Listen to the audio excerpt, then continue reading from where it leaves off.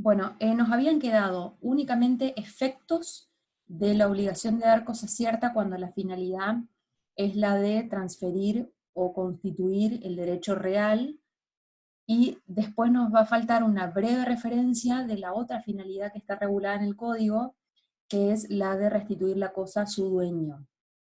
Primero vamos a abocarnos a los efectos de la obligación cuando la finalidad es constituir el derecho real. Y acá tenemos que distinguir los efectos entre partes y los efectos con relación a terceros. Voy a compartirles la pantalla y vamos a ir siguiendo el PowerPoint desde donde quedamos. En el caso de los efectos entre partes, es lo que está regulado en los primeros artículos del código. Tenemos que analizarlos desde el punto de vista de tres institutos: de las mejoras, los frutos y los riesgos de la cosa, donde incluimos a dos nociones, la de pérdida y la de deterioro de la cosa. Y luego, los efectos con relación a tercero, vamos a hacer el análisis de esos dos artículos que aparecen allí mencionados para entender por qué está establecido ese orden de prelación y en qué momento lo tendríamos que aplicar. En cuanto a lo primero, la premisa de esto, los efectos entre partes me refiero, la premisa de esto está en el artículo 755, que es el que de algún modo nos sienta, en realidad haciéndolo abarcativo. Si bien el artículo refiere únicamente a riesgo de la cosa, lo hacemos abarcativo a también mejoras y frutos. Cuando hay una distancia temporal entre el momento en que la obligación se contrae y el momento en el que el deudor va a entregarle la cosa al acreedor, puede suceder con la cosa una serie de situaciones que de alguna forma beneficien o perjudiquen a los sujetos de la relación. De ahí vamos a ver a quiénes van a involucrar y de qué forma.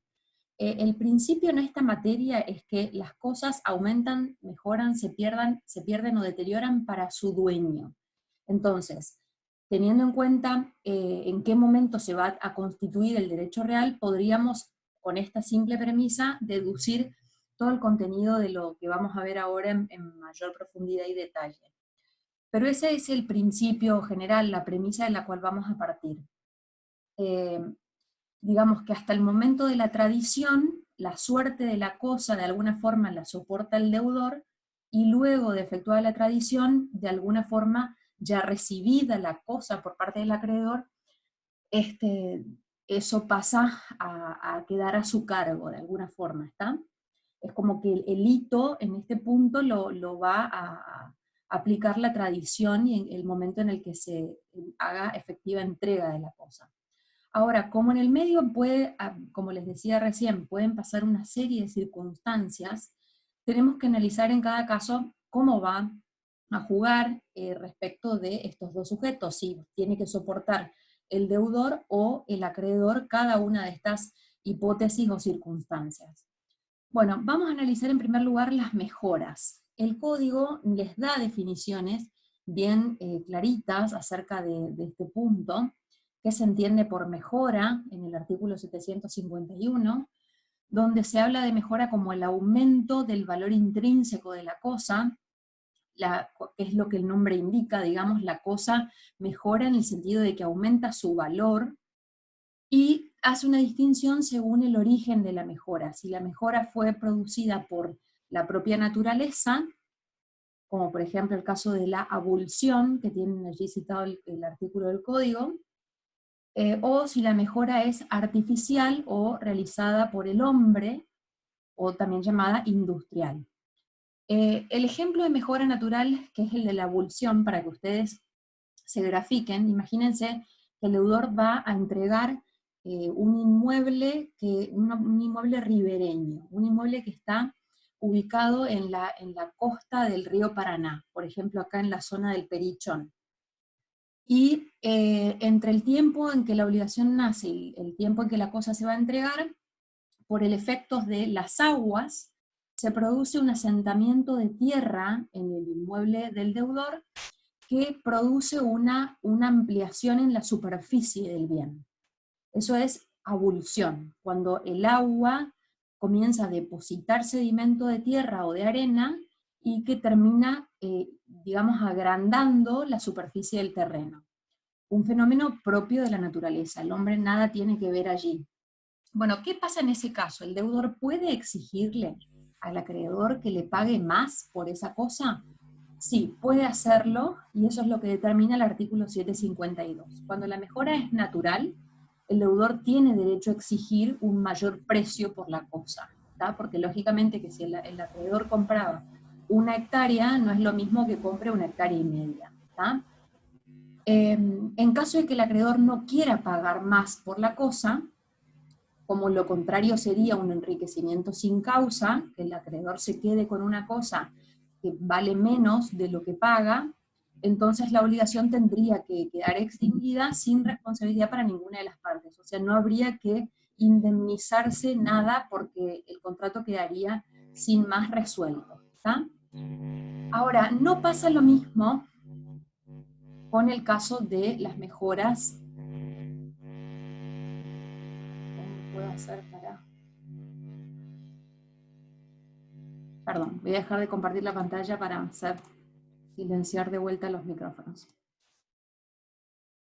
En el caso de las mejoras industriales o artificiales no sucede lo mismo. ¿Por qué? Porque acá hay una cierta intencionalidad del deudor en agregarle algo a la cosa que la cosa no tenía al momento en el que el acreedor le dijo, sí, yo esta cosa la voy a comprar, por ejemplo. Entonces, ahí hay un punto de inflexión que el código hace, que es correcto, que es que el deudor no tenga la posibilidad de exigir un mayor valor en general por este tipo de mejoras. Las mejoras artificiales, a su vez, tienen distinta naturaleza y responden a distintos intereses. Hay mejoras que hacen a la conservación de la cosa, que son las llamadas mejoras necesarias. Imaginemos el caso de un inmueble que tiene, por ejemplo, un muro que se está por derrumbar. Si el deudor no lo reconstruye, el muro va a caer. Esa es una mejora de tipo necesaria que el deudor va a tener que afrontar sin derecho a percibir su valor, conforme la primera parte del 753, porque hace la conservación de la cosa, a diferencia de las otras dos mejoras, que son las mejoras útiles y las mejoras suntuarias o de mero lujo o recreo, que son, para que ustedes identifiquen, a diferencia de las anteriores, tenemos las necesarias, dijimos, que hacen a la conservación de la cosa, con lo cual interesan principalmente a cualquier persona que tenga un interés en la cosa, le interesa que la cosa llegue en buen estado a ser entregada. Las mejoras útiles interesan al titular de la relación posesoria. ¿Qué significa esto? A la persona que va a utilizar la cosa. Por ejemplo, si yo a un inmueble le coloco, por ejemplo, piso, o le hago una instalación de sanitarios, o de cableado eléctrico nuevo, por ejemplo, estoy realizando mejoras que, si bien pueden no ser atinentes a la conservación de la cosa, porque la cosa no va a destruirse ni a disminuir su valor si el deudor no la realiza, sino que sirven a cualquier persona que vaya a habitar en la cosa, ¿está? En cambio, las de mero lujo o suntuarias son mejoras que solamente interesan responden al interés de un sujeto particular. Por ejemplo, si yo en el sanitario, en el baño, decido poner un jacuzzi, por ejemplo, o en el patio decido construir una pileta. Son mejoras que claramente responden al gusto y al interés, al placer de la persona que es dueña de la cosa, ¿está? Bueno, en el caso de estas dos últimas, las mejoras útiles y las de mero lujo, el código determina que tampoco el deudor tenga el derecho a reclamar el valor de esas mejoras, pero le da la posibilidad de retirarlas del inmueble. Esto significa, imaginemos la situación siguiente: ustedes fueron a ver el inmueble que quieren comprar y ven un inmueble, por ejemplo, una casa con patio. Bueno, acuerdan un precio por ese inmueble con un patio sin ningún tipo de más que parquización, digamos, sin ningún tipo de extra que ustedes ya hayan visto. Y acuerdan un precio por ese inmueble. resulta ser que difieren la entrega de la cosa al momento de la cancelación del precio. De acá a que me salga el crédito en el Banco Nación, qué sé yo, de 180 días, de 90 días.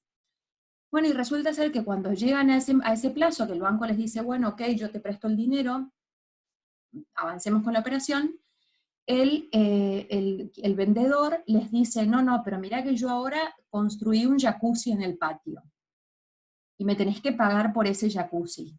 Bueno, ¿qué es lo que sucedería acá, en el caso de una mejora de mero lujo, o en el caso también de las mejoras útiles?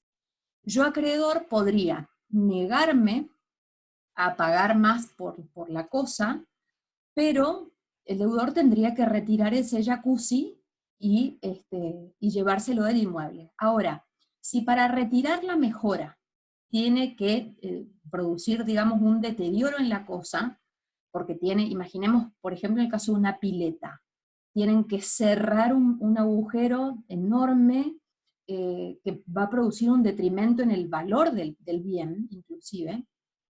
Bueno, ¿qué es lo que va a pasar en ese caso? O sea, el deudor no puede retirar la mejora y el acreedor le dice que no quiere pagar más por la cosa, con esa mejora. Bueno, ahí no va a tener más remedio el acreedor que pagar por la mejora, si la mejora va a quedar en el inmueble, porque de vuelta la solución contraria implicaría un enriquecimiento sin causa. O sea, si el acreedor quiere quedarse con la casa con la pileta, pero no quiere pagar por el valor de la pileta, habría un enriquecimiento sin causa. O bien la solución opuesta, que el acreedor no quiera de ninguna forma pagar por esa mejora agregada, tendría que producirse la resolución de la obligación, del contrato. O sea, el contrato se terminaría extinguiendo por incumplimiento contractual, lógicamente, porque el deudor agregó algo a la cosa que no formaba parte de la negociación inicial, o sea que probablemente pueda hacer requerir indemnización ese acreedor, pero en principio podría dar lugar entonces a la resolución del vínculo si no logran ponerse de acuerdo. Esto de las mejoras es siempre complicado, y cuando se llega a sede judicial discutiendo este tema, siempre es complejo de probar que el deudor realizó la mejora, calificar qué tipo de mejora es, y lo último, que es lo que siempre cuesta más ponerse de acuerdo, establecer cuánto vale la mejora, ponerle precio a la mejora, para que verdaderamente pueda el acreedor tener oportunidad de pagar por ella, si la quiere dentro, o el deudor pueda efectivamente retirarla de la cosa si el acreedor no quiere pagar por ella. ¿Está? Esto siempre es sujeto a prueba, la prueba pericial siempre es muy pertinente en este punto. Por ejemplo, convocamos a un arquitecto, a un ingeniero que nos diga, por ejemplo, hace cuánto tiempo que la mejora está allí, cuánto puede valer, en cuánto aumentó el valor de la cosa gracias a la mejora. Bueno, todo lo que ustedes se pueden imaginar relativo a este punto. Los conceptos de mejoras, de estas tres clases de mejoras, los van a encontrar en el artículo 1934, que ya integra la parte de derechos reales, pero están allí los conceptos, están definidos en otra parte del código, en el artículo 1934, donde además de estas tres mejoras aparece una cuarta clase de mejoras, que son las mejoras de mero mantenimiento, que son muy asimilables a las mejoras necesarias. Por eso el codificador no habrá en este punto de la obligación de dar cosa cierta hecho distinción alguna, pero quedarían englobadas dentro de las mejoras necesarias. Bueno, ¿qué pasa con los frutos? Esto es lo que les digo, las definiciones, artículo 1934. Vamos a frutos. Los frutos están definidos dentro del libro primero de la parte de bienes, en el artículo 233 del Código. ¿Qué es fruto? Fruto es aquello que la cosa produce en forma regular y periódica, sin producir ninguna alteración ni disminución de su sustancia. Y también acá tenemos que distinguir si el fruto es natural, industrial o civil. Esto ya ustedes traen en su conocimiento de Civil 1, simplemente lo repasamos. Fruto natural, aquel que produce la cosa en forma espontánea, por ejemplo la manzana en el árbol. Fruto industrial, aquel creado o producido por el hombre, por ejemplo la tala de montes. Y fruto civil, donde encontramos, por ejemplo, a todo lo que es remuneración, salario, renta por el uso de una cosa, como puede ser, por ejemplo, el canon locativo, cuando yo tengo un inmueble alquilado y lo que me produce esa cosa es un fruto, pero en este caso es de naturaleza civil. Bueno, ¿qué pasa con los frutos? Bueno, acá el punto es el momento de la tradición.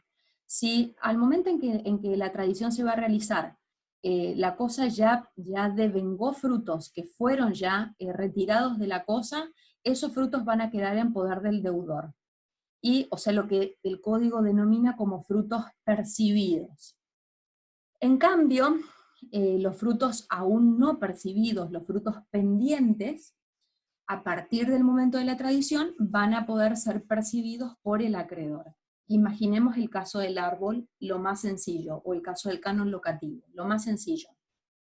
Hasta el momento, si el árbol estuvo dando fruta, hasta el momento de la tradición, la fruta que cayó del árbol va a quedar en poder del deudor. Y la fruta que esté aún pendiente, digamos, colgada del árbol, va a pasar al acreedor una vez que la cosa sea entregada y recibida por aquel. Lo mismo en el caso del canon locativo. El alquiler que ya se cobró de los meses anteriores van a quedar para el deudor, y los alquileres por cobrar en lo sucesivo pasarían a favor del acreedor. ¿Está? Bueno, y por último tenemos los supuestos de riesgo de la cosa, donde tenemos la pérdida y el deterioro. En el concepto de pérdida entran tres nociones. Cuando la cosa, lo que nosotros llamaríamos la cosa perdida, cuando la cosa se ha extinguido por destrucción total, cuando la cosa es sacada del comercio, o bien cuando la cosa desapareció, o sea, el caso de extravío, y no sabemos dónde está.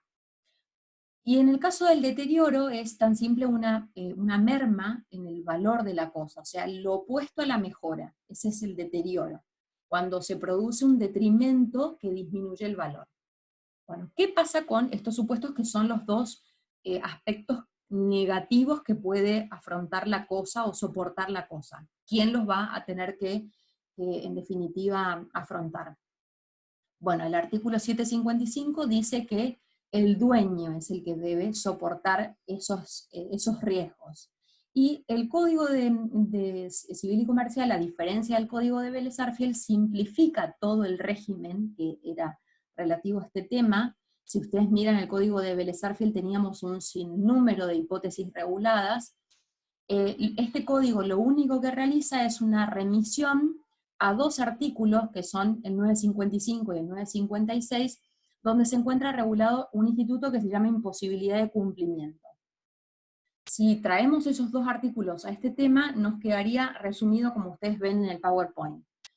¿Qué significa eso? Que en razón de que la cosa se pierda o se deteriora, se produce la imposibilidad de ser entregada. De repente la cosa no está, desapareció, se destruyó, imaginemos en un incendio. Se prendió fuego el auto que el deudor le iba a entregar al acreedor, no tiene más nada para entregar. ¿Qué sucedería ahí? Bueno, si esa situación deviene en forma absoluta, o sea, verdaderamente veda la posibilidad de que el deudor le entregue la cosa no puede ser entregada porque ha dejado de existir, por ejemplo, el código lo que realiza es una distinción. ¿Hubo o no culpa del deudor en esa hipótesis?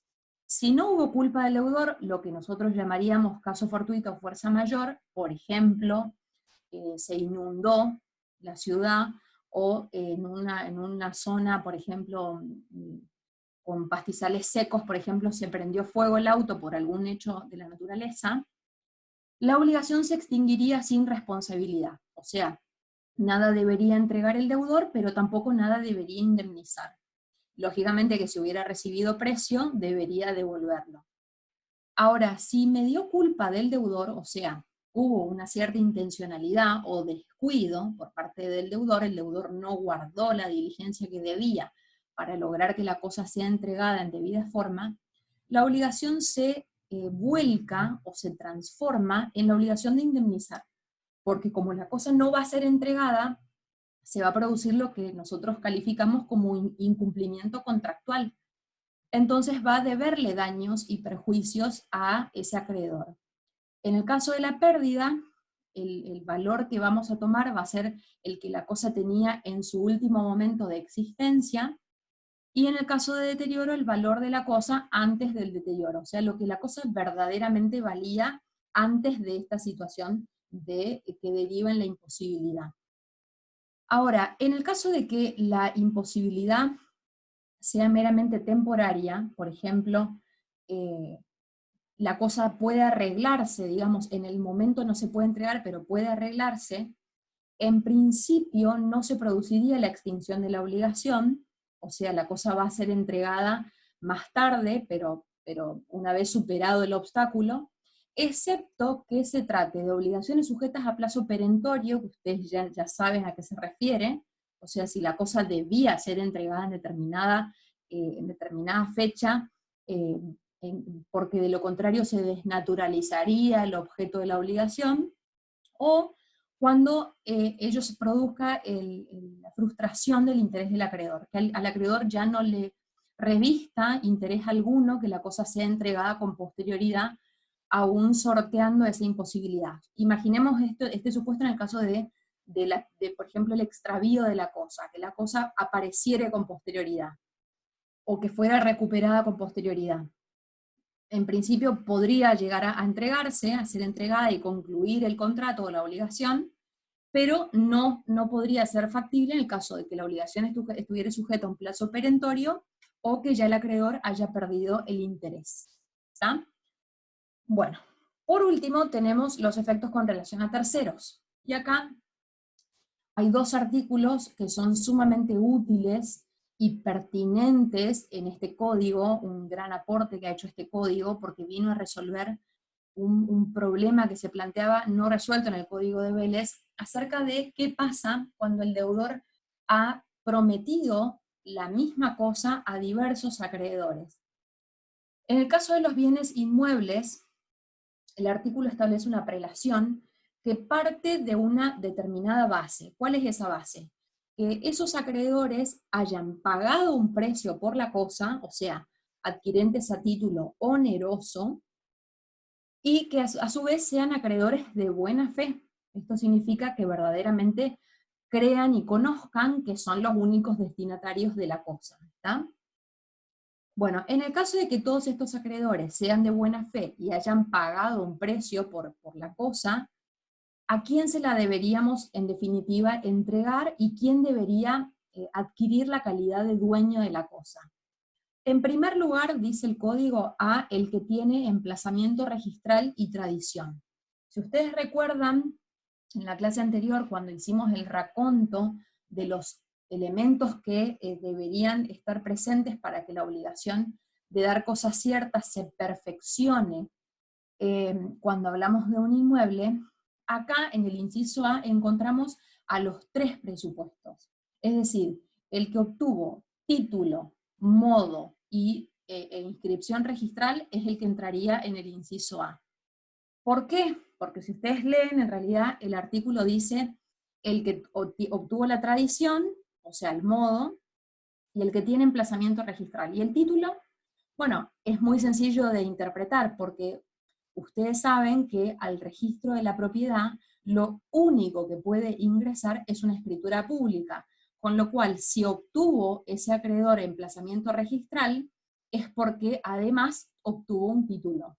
Entonces, el inciso A sería el que gana, el que le gana a todos, es el que tiene los tres elementos, que tiene título, modo e inscripción registral. ¿Está? Ese es el que siempre tiene el mejor derecho, porque es el que a la vez va a lograr la oponibilidad de su derecho real frente al resto. ¿Está? En el caso de que no hubiere nadie en esta situación, en este inciso, ¿cómo sigue el código? El código prefiere, en lo demás, si no tengo título inscripto y persona que haya recibido la tradición, voy a priorizar al que ha recibido la tradición. ¿Por qué esta situación? El código acá prefiere al que recibió materialmente la cosa. Imagínense que si no, la solución contraria sería que si yo ya me mudé al inmueble y resulta ser que otro obtuvo un título y lo inscribió, yo tendría que desalojar el inmueble. Entonces, ¿qué prioriza el código? que si yo recibí la tradición de la cosa, recibí la entrega y la acepté del inmueble, me pueda quedar en el inmueble y pueda perfeccionar lo que me falta. Ahora, si nadie estuviera en posesión de la cosa, ahí sí vamos a discutir entre documentos, ¿está? O sea, entre papeles. ¿Quién tiene el mejor derecho entre documentos, entre títulos? Si tengo, por ejemplo, a uno que le firmó un boleto de compraventa y a otro que le firmó una escritura pública, yo ya sé que al registro de la propiedad el boleto de compraventa no ingresa, no es un documento registrable. En cambio, el título hecho en escritura pública sí, con lo cual el inciso C me va a dar el título y la inscripción registral, ¿está? O sea, discutiendo ya entre documentos, va a ganar el documento público, la escritura pública inscripta. Ahora, si ya estoy peleando entre documentos, instrumentos públicos inscriptos, ¿qué va a pasar allí? ¿Quién va a ganar? Vamos al último inciso, el título de fecha cierta anterior. O sea, el título que primero se hubiera firmado es el título que va a ganar.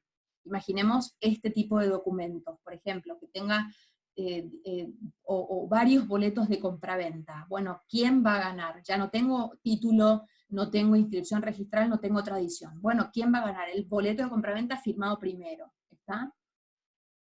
Ahí sí ya iríamos al orden de prelación en cuanto a la cronología de los actos. Es el último inciso, fíjense.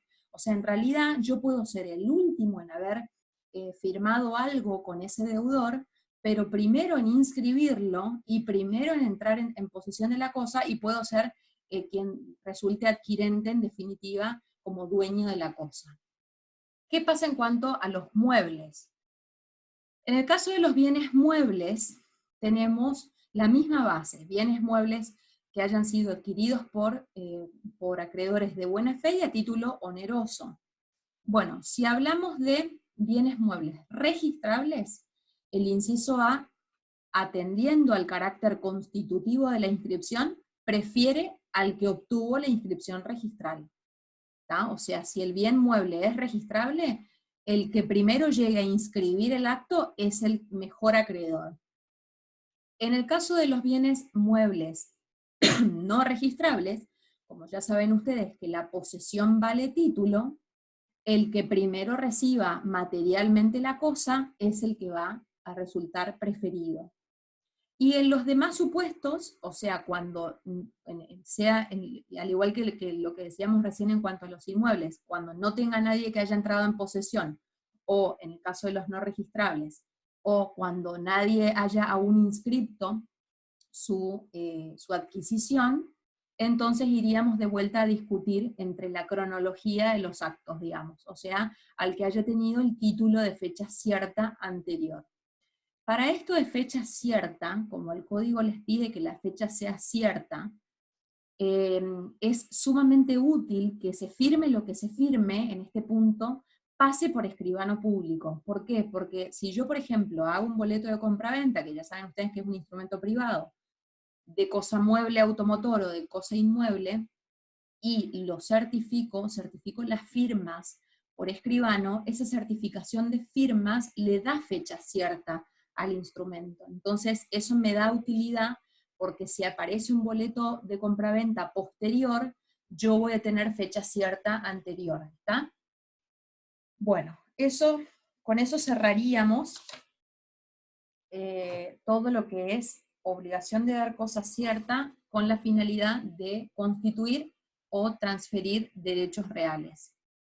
En el caso de tantos muebles o inmuebles, el acreedor que no reciba la cosa es el acreedor frustrado o el acreedor burlado. Lo único que le va a quedar, porque imaginemos que pagó un precio por la cosa, lo único que le va a quedar es entablar una acción de daños y perjuicios contra el deudor. O sea, imaginemos que son 4 acreedores y la cosa terminó en poder de uno, que es el que va a resultar dueño de la cosa. ¿Qué hacemos con los otros 3, que fueron acreedores de buena fe y a título oneroso? Bueno, tendrían entonces la posibilidad de iniciar la acción de daños y perjuicios contra el deudor. Bueno, ahora sí, vamos a obligación de dar cosa cierta para restituirla a su dueño. Los ejemplos acá son sencillos, imaginemos supuestos en donde la cosa se transfiere, pero no en términos de propiedad, sino de mera tenencia. Por ejemplo, en el caso de la locación, o en el caso del comodato. El comodato, ya creo que en alguna oportunidad se los dije, es el préstamo de uso. Yo te presto para que uses, vencido lo cual, me lo devolves, sin precio, es un contrato gratuito. La diferencia con la locación es que se paga un precio por el uso de la cosa, en la locación. Pero en ambos casos, concluido el vínculo, la cosa debe ser devuelta a su dueño. Entonces, acá el deudor es ese locatario o ese comodatario que al concluir la relación debe restituir la cosa a su dueño, que es el acreedor. En este caso también pueden pasar circunstancias que compliquen un poco la situación. ¿Por qué? Porque si al vencimiento del contrato el locatario devuelve la cosa a su dueño, no tengo ningún problema jurídico. El problema lo puedo tener en si ese locatario o ese comodatario transfirió la cosa a un tercero. Entonces, ¿qué pasa ahí con el acreedor? Que se queda, en definitiva, sin recibir en devolución lo que era de él. Bueno, el código hace una distinción acá según el tipo de bien, si es no registrable o si es registrable. También partimos de la base en que esa transmisión tuvo que haber sido de buena fe por parte del adquirente y también tuvo que haber pagado un precio por esa cosa ajena. En el caso de los bienes no registrables, que serían bienes muebles no registrables, por ejemplo, se le rompió el celular a mi amiga, entonces yo se lo presté. A un celular que no usaba, se lo presté. Resulta ser que en oportunidad en que exijo la devolución, porque se me rompe el propio, por ejemplo, entonces le pido por favor devolveme el teléfono que te presté, resulta ser que ella alega que lo vendió a un tercero. O sea, hay un tercero que compró a título oneroso y de buena fe, compró ese teléfono que era mío. Bueno, ¿qué va a pasar allí? El acreedor no tiene derecho a perseguir la cosa de ese tercero adquirente de buena fe y a título oneroso. ¿Por qué el acreedor no tiene derecho acá? Porque el legislador opta en este contexto por priorizar la seguridad jurídica. ¿De quién? Del adquirente. Imaginemos que el adquirente, ese tercero, fue y se interesó por ese teléfono creyendo que era de esa persona, aunque no lo fuera en realidad, pagó un precio por esa cosa, o sea, obró de buena fe y a título oneroso, y luego viniera alguien y le dijera, no, ese teléfono en realidad no era de esa persona. Bueno, en principio no tendría que devolver nada. Ahora, si la cosa hubiera sido denunciada como robada o perdida, allí sí tendría que devolverla, porque es la excepción, como al igual que lo que hablábamos en el supuesto en la finalidad anterior, la posesión vale título también en cuanto la cosa no sea robada como denunciada perdida. Con lo cual, si en el medio yo dueña de ese celular, y denuncié que fulana me lo robó, y que ya siendo un objeto denunciado como robado, fue vendido a un tercero, ahí la cosa sería distinta. Si no, imaginemos que el mercado de celulares robados no existiría. En realidad,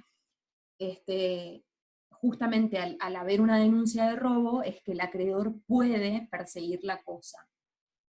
Ahora, si la cosa no ha sido denunciada como robada o perdida, ese tercero que adquiere compra de buena fe, creyendo que quien se la vende es dueño de la cosa, paga un precio por ella, entonces en ese caso tendría derecho a quedarse con la cosa. Y en ese supuesto, el acreedor únicamente tendría la posibilidad de accionar contra su deudor. Ahora, en el caso de los bienes registrables, donde incluimos a bienes muebles o inmuebles, a ver, no se lee, a ver si ahí se lee mejor. En los casos de los bienes registrables, muebles registrables o inmuebles, este código da una solución unificada. ¿Por qué? Porque acá, siendo un bien que debe inscribirse, debe pasar por el registro, para alegar buena fe, la persona tendría que haberse asegurado antes de adquirirla que el transmitente, el vendedor, sea el dueño de la cosa. Entonces acá la solución no es la misma. ¿Por qué? Porque ¿se acuerdan que en la clase pasada cuando analizamos el folio real, yo les dije, siempre tienen que chequear que en la columna de titulares de dominio su vendedor sea el último inscripto? Bueno, lógicamente que si yo no pido un informe de dominio, nunca voy a adquirir total certeza de que ese vendedor es realmente el dueño de la cosa, ¿está? Entonces, si yo que voy a alegar buena fe en mi adquisición, la buena fe cuando el bien es registrable está en pedir un informe de dominio del registro de la propiedad, inmueble o automotor. Entonces, si yo pido un informe de dominio, voy a acabar con esa duda y adquirir certeza de que quien me vende sea el dueño. ¿Por qué? Porque solo el dueño es el que tiene la posibilidad de transmitir la propiedad del bien. Si yo no soy dueño, no puedo transmitir un derecho que no tengo. Con lo cual, si el inquilino, imaginemos el caso del locatario, si el inquilino me quiere vender un inmueble, el inquilino publica un aviso de diario, vendo departamento ubicado en calle tal. Bueno, yo interesada voy a ver el inmueble. Resulta ser que la persona es mera inquilina locataria del bien. ¿Qué propiedad me va a transferir si no es dueña? Bueno, ¿cómo descarto la buena fe? Pidiendo el informe del registro de la propiedad. Si lo pido, me voy a dar cuenta que ese no es el dueño, con lo cual no tendría que proceder. Ahora, ¿qué pasa si la operación se concreta? Y yo, aún a sabiendas, compré el inmueble de una persona que no era la dueña. Bueno, acá el verdadero dueño, el acreedor, el que tenía que ser restituido en la cosa, o sea, el locador, sí va a tener posibilidad de perseguir la cosa aún habiendo pasado esta a un tercero, o sea, aún de una persona que ya no sea su locataria. Y esa acción que tiene para recuperar el bien es justamente una acción de carácter real que se llama reivindicación. Cuando la persona reivindica es donde está ejerciendo ese poder de persecución que tiene gracias a ser el dueño de la cosa, a ser propietario, a ser titular de ese derecho real de dominio, que va a perseguir la cosa de manos de ese tercero que la adquirió de parte de una persona que no tenía eh, derecho de transferirle esa propiedad porque no gozaba de ese derecho de propiedad. Bueno, entonces allí sí tendría posibilidad de reivindicar. En el caso anterior, como vimos, no. Bueno, chicos, eso, a ver, creo que es todo. Esa es la última.